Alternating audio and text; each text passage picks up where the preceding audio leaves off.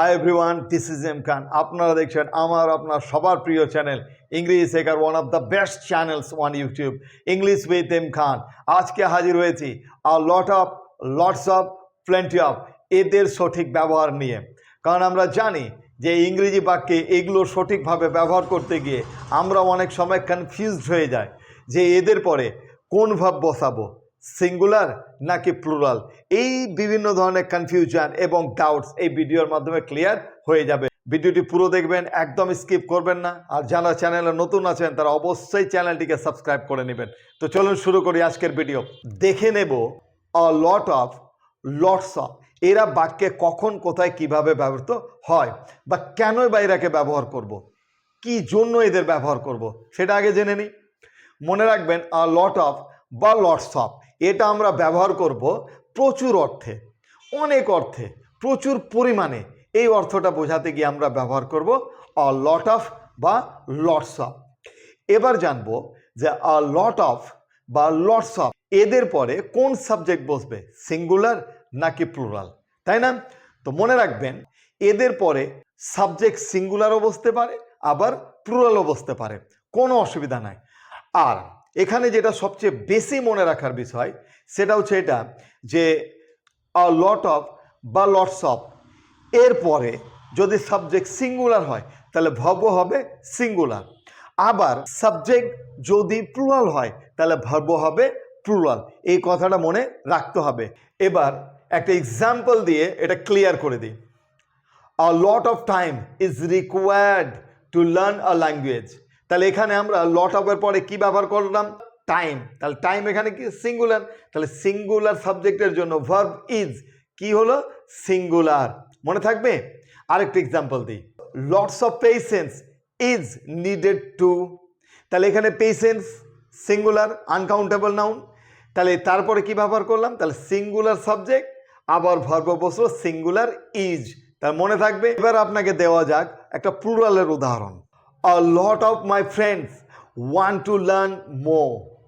তাহলে এখানে আমরা কি দেখলাম, অফের পরে সাবজেক্ট কি বসেছে, প্লুরাল, তার জন্য ভার্ব বসেছে প্লুরাল ওয়ান্ট। যদি এটা সিঙ্গুলার সাবজেক্ট থাকতো তাহলে ওয়ান্টের সঙ্গে এস লেগে যেত। ক্লিয়ার। আরেকটি এক্সাম্পল দিই, lots of us think we are good. তাহলে এখানে কি দেখলাম যে আস হচ্ছে প্লুরাল সাবজেক্ট, প্লুরাল প্রোনাউন, তার জন্য আমরা ভার্ব কি ব্যবহার করলাম, প্লুরাল থিঙ্ক। ক্লিয়ার। তাহলে মনে রাখবেন লট অফ বা লটস অফ এদের পরে সাবজেক্ট যদি সিঙ্গুলার হয় তাহলে ভার্বও সিঙ্গুলার হবে, আবার সাবজেক্ট যদি প্লুরাল হয় তাহলে ভার্ব হবে প্লুরাল। এই পার্থক্যটা কিন্তু সবসময় মাথার মধ্যে রাখবেন। এবার জানবো আমরা লট অফ খালি খালি বসে, অফ ছাড়াই বসে যায় কোনো বাক্যে, তবে এটা কোনো একটা ভার্ব বা কিছুর পরে বসবে। ক্লিয়ার।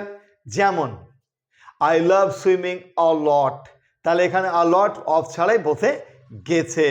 ক্লিয়ার। তাহলে এইভাবে আমরা লটস অফ বিভিন্নভাবে বাক্যের মধ্যে ব্যবহার করব, কোনো চিন্তা নাই, কোনো অসুবিধা ছাড়া। এবার জানবো প্লেন্টি অফ। এই প্লেন্টি অফ শব্দটার অর্থ কি এবং কখন ব্যবহার করা হয়। মনে রাখবেন প্লেন্টি অফের অর্থ হচ্ছে প্রচুর পরিমাণে, অনেক পরিমাণে। তাহলে প্লেন্টি অফ ব্যবহারের একটা সিস্টেম রয়েছে, চলুন জেনে নিই এটা। এদের পরে ভার্ব কি বসাবো, এদের পরে ভার্ব হবে প্লুরাল। তাহলে সাবজেক্ট যদি প্লুরাল হয় তাহলে ভার্ব হবে প্লুরাল। যেমন we have plenty of time to reach the station. তাহলে আমরা দেখে নিলাম, তাহলে প্লেন্টি অফ কোন সেন্সে ব্যবহার করলাম, প্রচুর সময় রয়েছে হাতে এখন, এই সেন্সে আমরা প্লেন্টি অফ ব্যবহার করলাম। এবার প্লেন্টি অফ বাক্যের শুরুতেও ব্যবহার করতে পারি, তখন আমরা দেখে নেব প্লেন্টি অফের পরে সাবজেক্ট কি বসছে এবং সাবজেক্ট অনুযায়ী ভার্ব কি বসছে। দেখে নিই, plenty of shops are open now. তাহলে এখানে আমরা কি দেখলাম, প্লেন্টি অফের পরে সাবজেক্ট প্লুরাল এবং ভার্ব বসে গেল প্লুরাল। তাহলে মনে থাকবে। তাহলে আমরা কি দেখলাম, প্লেন্টি অফ কিভাবে ব্যবহার করা হয় বাক্যের মধ্যে, কোন সেন্সে ব্যবহার করব এবং এরপরে কোন ধরনের সাবজেক্ট বসাবো বা এরপরে কোন ধরনের ভার্ব বসবে। তাহলে সব কিছু ক্লিয়ার হয়ে গেল, পুরোটাই ক্লিয়ার করে দিলাম।